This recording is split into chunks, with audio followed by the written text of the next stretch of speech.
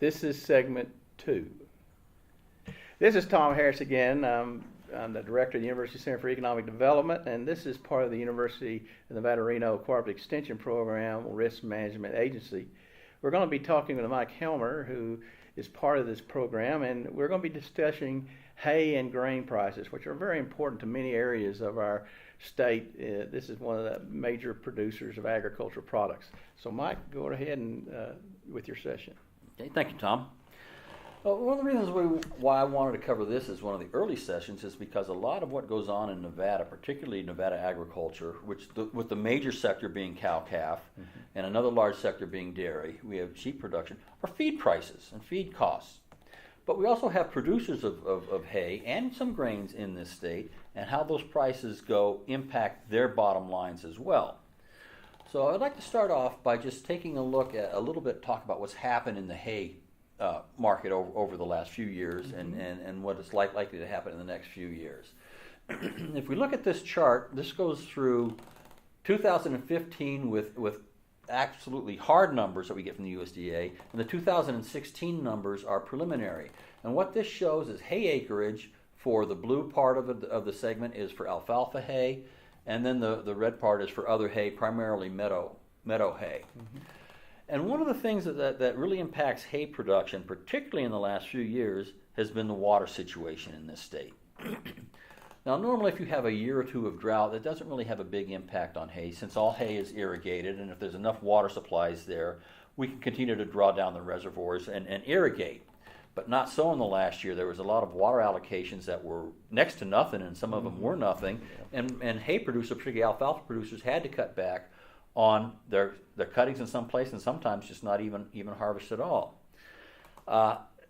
It's not quite as bad for other types of hay, because a lot of that other hay in this state is grass hay, meadow hay that we find in the eastern part of the state, and that is dependent on rainfall. Well, in the years where the rainfall was really low, that took a hit.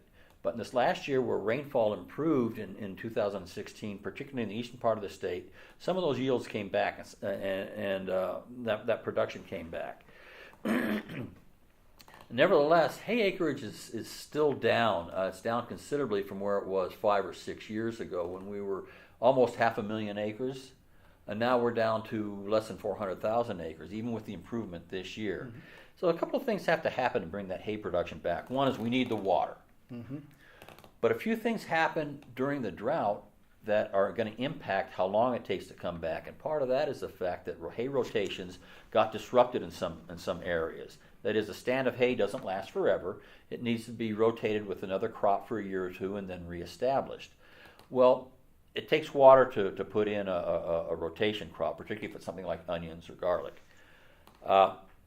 And then it takes water to reestablish those stands, more water than just in a normal year. And so a lot of producers just left those stands in, and they yielded lower quantities, but they were still there. But now they're to the point where they have to take those out, and with a little bit of extra water, to reestablish. So it will take some time. Once you plant a stand of hay, you really don't cut it in the first year. You don't get production off of the alfalfa. And so once that gets reestablished, we kind of got a lag before we get into full production of hay and can cut all of it. So for that reason, it's going to take a while for hay cuttings to come back in this state, if they ever will. We do have some areas of the state that has some long-term issues with water availability, and those are particularly the ones that are groundwater dependent, as opposed to surface water. If we get normal rainfall in the next few years, or better, then those surface water dependent areas, which are mostly like western Nevada, will have the water, hopefully have the water to irrigate. But if we start looking at places like Diamond Valley over in the eastern part that are dependent on groundwater, and those aquifers have been depleted and are not being recharged adequately, we may have some issues in those areas for a while to come. So there's going to be some spatial diversity with ag production and alfalfa hay and meadow hay and all this. Yeah, and that was developing regardless of the drought. I agree. Yeah. I agree. I'd like to go to the next slide. And what this one says is that hay prices are beyond drought impacts. And let me explain what this means. You can see that in about 2010 or so, we had a big run-up in hay prices. There were a couple of reasons for that in this state. One was just the drought. not just the drought in Nevada, but in the western U.S., hay supplies became very constrained. There's a big national drought too. There was a big national drought. Particularly in places like California, they had real hay shortages there, and we ship a lot of our hay to California. We have high quality hay in this state that they use for their dairies and horses and things of that nature. And so they demanded a lot, and that put a lot of pressure on hay prices. But in addition to that, like you said, Tom, we had national drought and national hay prices and other feed prices, oil seeds or protein meals, grains, those prices all went up very high during that period of time. And in the whole feed complex, those things are all interrelated, and it pushed hay prices up very, very rapidly. So we move into 2015, and even though we still didn't have a lot of water, we had some, our prices fell quite a bit. Yet hay supplies in Nevada were still constrained, so why did prices fall? Well, again, those feed complexes are interrelated. Prices fell in other parts of the country, and places like California were able to get grain and hay cheaper, and the drought actually alleviated around Nevada more rapidly than it did in this state. Mm-hmm. Look at places like Idaho and Utah, that the drought alleviated there, and their hay supplies came back. And so that the whole regional market saw a price drop. And when that happened, that Nevada producers, even though they're producing less hay, they're seeing lower prices for it, and that's really hitting their bottom lines. Now, it looks like 2016 is liable to be the bottom year for hay prices, but it's not expected to come back up anywhere near what it had been in from like 2010 to 2014. Exactly, because when we do our projections, we're not weather forecasters, true. So we assume normal weather. Right or wrong, true. That's what we assume. And with normal weather looking out there across the country, in Nevada, in the western region, we're going to see adequate supplies of hay and other feeds, competing feeds, that will keep those prices down a little bit. Next one, good. Okay. So, what does this mean for our hay producers? Well, if we looked at profits for Nevada hay, or this is actually basin and range, of which Nevada is a major part of that. Profits, costs, and revenues for hay on a per acre basis in the Great Basin. We can see that the gap between the black line and the blue bars was very big in 2010 through 2014. And basically that gap is profits, or right. Profits above costs. Those were also periods in the Great Basin area where high prices were around, right? Yes. Yeah, if you were to recall that price graph that we just looked at, that gross revenue pattern looks very much like that one. It's just multiplied by the yield. You're right. Yeah. Okay, so hay profits were quite good in the last few years. We need to kind of qualify that a little bit, just step back a minute and say that recognize that this is the dollars per harvested acre.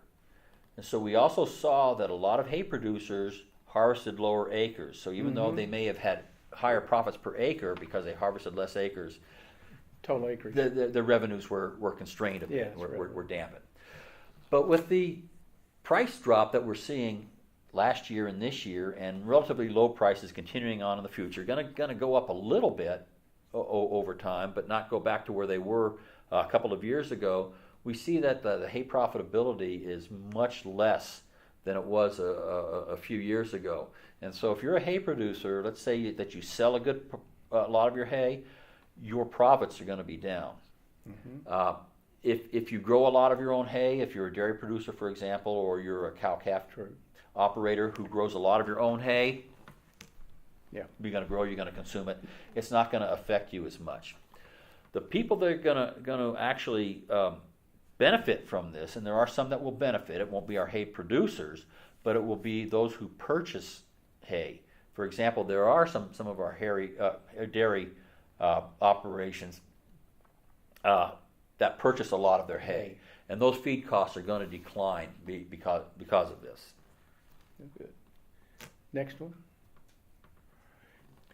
I just want to kind of turn attention to grains. Now, you might think we're talking about Nevada agriculture. Why are we talking about grains? We don't have that much in this state. And you're right, we don't. But we do have some barley and wheat producers and a few oats producers as well.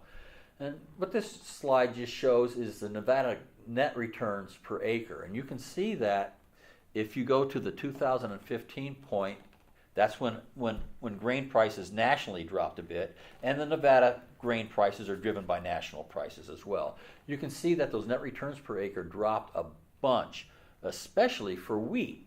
Now, normally, barley prices are below wheat prices. That wheat demands a premium over them. But last year in 2015 and this year in 2016, those barley prices are higher than wheat prices. We don't expect that situation to persist, but there's a couple of reasons for it happening in the last couple of years. One is that there were very large wheat supplies worldwide, and so as that happened, then wheat prices fell quite sharply around the whole world. Every place in the world that operates on the world market, those wheat prices fell. Barley prices fell as well too, because a lot of other feed prices did. But one thing that happened in particular in the last few years is that barley's no longer being as much driven by the feed market as it was in the past, but by the brewing market. Yeah. And malting barley is at a premium this year. It was last year and this year. And a lot of that was due to a little bit of some shortages of malting barley in Canada and Australia, places like that are very big markets. Well, if you look around downtown Reno, craft beers are a big new industry, and that goes into it also. Yeah, you're right. That does go into it. So, but malting barley has kind of held a premium for barley for the country. Now, this is an average barley price.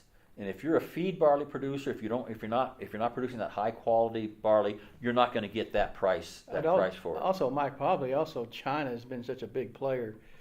Some would say they've had stockpiles, so they may not be as a big player as they had been on the export market. Well, that's true, Tom. China has a tendency to do that, and a little bit in barley this year too. The most recent big one was sorghum, where they went into the sorghum markets and really jacked the sorghum price up in 2014, 2015. What China has a tendency to do, they started off, they did it in cotton 6 or 7 years ago. They did it in soybeans. Then they did it in sorghum. Is that they've got stock policies that says they will hold a certain percentage of their annual needs, and they will get into a market very big, very sharply for a year, a relatively short period of time, drive global prices through the roof. And that's also part of what's happening here, but not to the extent as we've seen with some other some other crops. But there are some other ag products that are important to Nevada that we will talk about, particularly on the dairy side, that China has done that too as well. Sure. So go to the next slide. Yep. All right, now this is just more of a general slide. You might wonder why I'm showing a corn and soybean meal slide for Nevada, but we produce neither. Yes. Any corn that we produce in Nevada is for silage. We're not producing it for grain. And we don't produce soybeans in this state. So why are we talking about this slide? Well, this slide has some very important implications for feed, particularly in the dairy industry. Corn and other grains, the corn prices reflect grain prices generally. Things are correlated. Very correlated to do that. And the soy meal prices we have also reflect other protein meals, for example, cottonseed meal, which we do use in our dairy industry in this state. So the point of this slide is, with those drops that we've seen in the last couple of years in the prices and the fact that they'll go up kind of just gradually over time, it means that our purchase feed costs, which are extremely important, particularly these type of feeds, extremely important for our dairy industry. And that'll become very important with our dairy industry being able to stay afloat, particularly as we're going to look in another session at low milk prices that are in front of us. Okay. Well, Mike, I think that does it for the hay and grains session. Again, if you have comments, please address them, and we'd be glad to reply. Again, I want to reiterate that this is an educational session.